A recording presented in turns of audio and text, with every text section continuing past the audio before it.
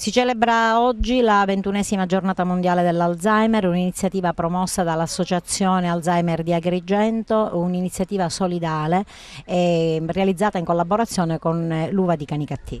Sì, quest'anno il Consorzio per la promozione dell'uva e la tutela dell'uva da tavola di Canicattì IGP ci ha voluto donare un quantitativo di uva proprio per sostenere l'associazione Alzheimer.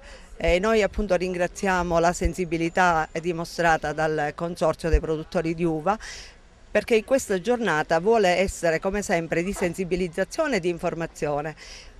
Quest'anno vogliamo puntare soprattutto anche sulla prevenzione. Oggi noi somministriamo il test gratuitamente alle nostre psicologhe, sono a disposizione della cittadinanza, di coloro che vogliono avvicinarsi, proprio per rassicurarsi sul fatto che questa malattia non sia presente. In maniera discreta e tranquilla si potrà fare il test e si potranno avere tutte quelle informazioni sulla prevenzione di questa malattia. Ci sono delle regole che bisogna seguire, uno stile di vita sicuramente più sano, evitare alcuni elementi o privilegiarne degli altri, e quindi dico, con queste semplici regole si può fare sicuramente anche prevenzione. Una novità riguarda quest'anno l'Associazione Alzheimer che collabora con delle attività con il CAP.